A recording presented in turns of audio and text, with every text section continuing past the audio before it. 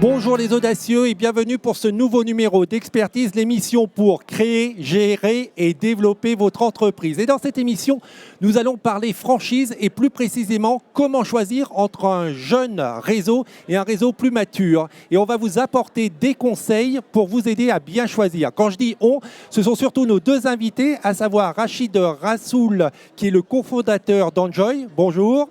Bonjour. Et à ses côtés, Lionel Didjean, qui lui est le directeur général de Mailboxes.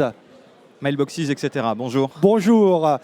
Et en fin d'émission, dans à peu près une dizaine de minutes, c'est Mathieu Douchy, qui est le fondateur de Créactif, qui viendra nous donner de précieux conseils pour éviter des erreurs lorsqu'on se lance comme entrepreneur. Mais retour donc à la thématique principale de cette émission, la franchise et comment bien choisir son réseau.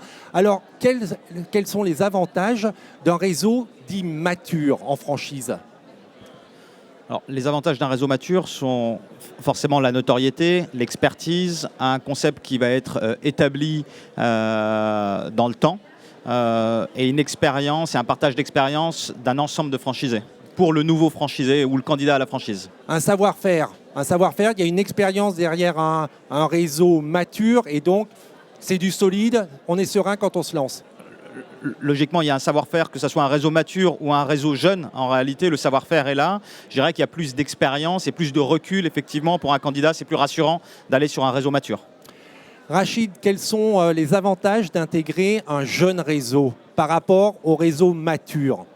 Alors en préambule, vous avez parlé d'audace. Créer une entreprise, c'est de toute façon audacieux.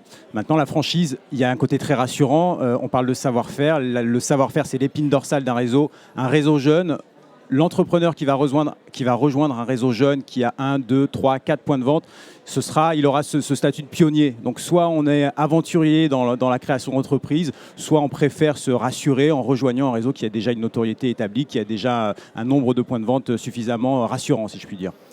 Quel que soit le réseau, que ce soit un réseau mature ou un jeune réseau, à quoi doit faire attention un franchisé avant de s'engager ? Je pense qu'il y a plein de choses où il faut qu'il fasse attention. Déjà, il faut qu'il s'intéresse aux produits et aux services qu'il va vendre. Je pense qu'il faut qu'il y ait quand même une certaine passion sur le produit et qu'il a envie de vendre ce produit ou ce service.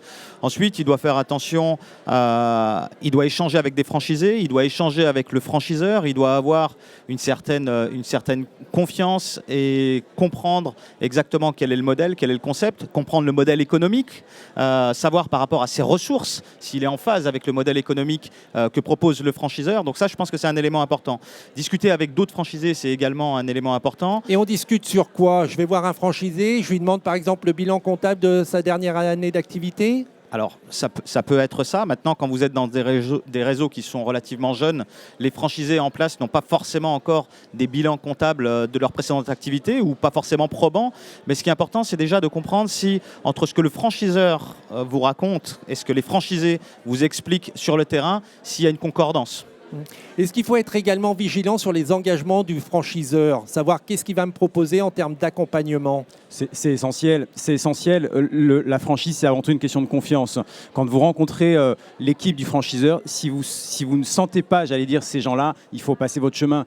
C'est une vraie histoire de relation humaine. On signe un contrat, certes, mais le contrat, comme on dit, on le met dans le tiroir une fois qu'il est signé. Et ensuite, on va travailler. On parle de relation gagnant-gagnant. C'est des termes qu'on utilise assez souvent, mais ça ne fonctionne qu'à partir du moment où il y a, comme disait Lionel, une relation de confiance entre les deux. Si vous avez l'impression que votre franchiseur d'entrée de jeu ne vous dit pas les choses dans l'intégralité ou alors on vous cache des choses lorsque vous avez rencontré des franchisés, encore une fois, passez votre chemin. La franchise, c'est forcément un contrat de confiance avant tout. Et alors, comment on choisit, pour entrer dans le concret, comment on choisit son réseau entre un jeune réseau ou un réseau mature ? Est-ce que c'est le profil de l'entrepreneur ? On a dit tout à l'heure que si on était audacieux, il fallait plutôt aller dans un jeune réseau parce qu'il y a tout à faire. Est-ce que c'est une question de secteur d'activité ? Voilà, quels sont les critères à prendre en compte lorsque la personne qui nous regarde va se lancer en franchise pour choisir son réseau ? Alors moi, Lionel a parlé tout à l'heure de passion. On peut opposer aujourd'hui deux projets. On peut opposer le projet raison au projet passion. J'ai un projet passion, j'adore la nourriture, j'adore les voitures, j'adore les fleurs, peu importe. Je me lance dans un réseau. Qu'il ait 500 points de vente ou qu'il en ait 2, à la limite, c'est pas trop mon problème. Parce que je sais que je suis tellement passionné que normalement, en mettant toute l'énergie que j'ai, je vais y arriver. Après, le projet raison. Là, je suis déjà un peu plus prudent. Je fais 2-3 études de marché. Je vais voir effectivement le réseau qui a la notoriété la plus établie. Je ne veux surtout pas prendre de risques. Je ne dis pas qu'il y a un projet qui est bien et l'autre moins bien. Je dis que c'est vraiment une question de personnalité. Et vous avez des entrepreneurs qui veulent vraiment être pionniers, qui veulent être dans les tout débuts, et puis d'autres qui préfèrent intégrer le 200e, 300e réseau. Chacun voit midi à sa porte. Est-ce que le secteur d'activité joue également? Est-ce que pour certaines activités, parce que peut-être le marché est plus stabilisé et donc il vaut mieux intégrer un réseau mature, et pour d'autres secteurs d'activité, plutôt un jeune réseau? Ou pas forcément, il n'y a pas de règle? Enfin, pour moi, je pense qu'il n'y a pas de règle. Je pense qu'il y a aussi une question d'étape de vie. À quel niveau vous êtes et à quel stade de vie vous êtes. Vous pouvez avoir l'envie d'intégrer un jeune réseau à un stade de votre vie complètement différent. Ça va dépendre des ressources que vous avez, des responsabilités que vous avez extra-professionnelles, on va dire. Donc, je pense que ce qui est important, c'est vraiment de déjà faire son propre diagnostic et de se dire, OK, est-ce que j'ai envie d'aller dans ce type de réseau parce que j'ai quelque chose à apporter et je peux contribuer également à la construction de ce réseau-là, ou je préfère entrer dans un réseau qui va me rassurer, qui va être établi, où j'ai pu discuter avec 40, 50, 100 franchisés. Je pense que voilà. Après, c'est vrai qu'il y a certains secteurs peut-être d'activité qui sont très spécialisés, peut-être dans l'automobile. J'imagine qu'aujourd'hui, il n'y a pas beaucoup de réseaux naissants qui arrivent dans l'automobile. Donc forcément, et s'il y en avait un qui était naissant, je pense que ça serait compliqué quand même. D'accord. On a parlé un petit peu de financement, de l'étape de vie dans laquelle on peut investir dans un réseau. Ça coûte combien d'intégrer un réseau, que ce soit un jeune réseau ou un réseau plus mature? Combien il faut mettre?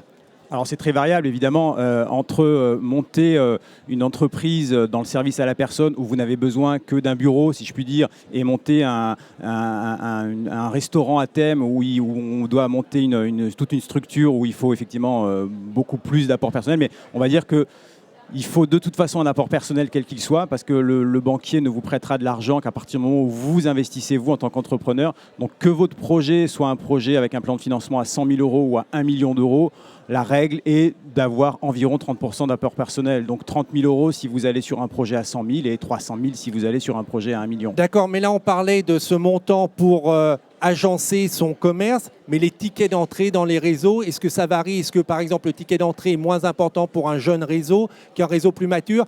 Et est-ce qu'on peut donner une fourchette?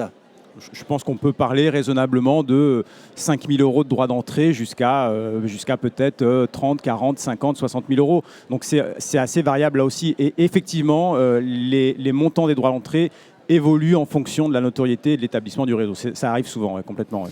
Quel est le poids du franchisé dans le réseau? Est-ce que quand c'est un jeune réseau, on se dit bah, il démarre, donc il y a tout à faire, et donc mon poids en termes de franchisé va être plus important que dans un réseau mature qui là est plus installé, donc le franchisé, je vais faire un peu de provoque, mais devient un petit peu un fonctionnaire de l'entrepreneuriat, entre guillemets, et donc tout lui est apporté et son poids est moins important. Alors, je pense que ça doit dépendre des réseaux et de la façon dont on considère les franchisés. Mathématiquement, quand on a un seul franchisé, il a un poids très important puisqu'il représente 100% de notre réseau. Ça, c'est certain. Donc, c'est très important d'avoir notre premier franchisé, nos 10 premiers franchisés, nos 20 premiers.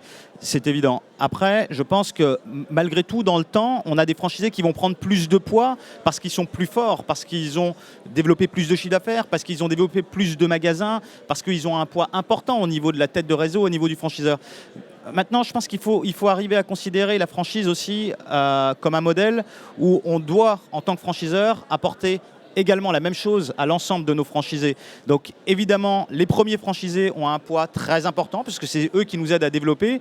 Mais je dirais qu'après 10 ans, le franchisé qui a 10 magasins et qui représente aussi une grosse partie du chiffre d'affaires est également très important. Messieurs, un dernier mot rapidement. Oui, vraiment, parce que c'est un sujet qui me tient à cœur. La franchise est un système formidable et il est formidable parce que les franchisés sont tous des entrepreneurs indépendants et qui ont tous la niaque, puisque c'est un terme qu'on utilise en ce moment. Et juste pour vous donner une petite anecdote, un très célèbre réseau nord-américain de restauration rapide qui fait du hamburger. Il existe un sandwich avec du poisson à l'intérieur, ça a été inventé par un franchisé. Donc voilà, les franchisés sont aussi là pour donner de la valeur, pour parfois enrichir les différentes couches de savoir-faire du réseau, donc c'est fondamental. Et vraiment, la conclusion pour bien choisir votre réseau, en fait, c'est plus une question de personnalité, d'où vous en êtes dans votre vie pour choisir ou un jeune réseau ou un réseau mature. Et on vous encourage bien évidemment à aller voir les franchises pour en savoir un petit peu plus.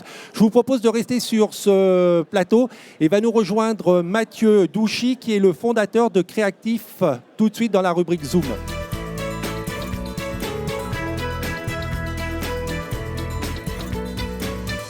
Mathieu, bonjour. Bonjour. À qui souhaitez-vous vous adresser ? Alors, mon conseil est à destination des personnes qui souhaitent créer une entreprise pour la première fois.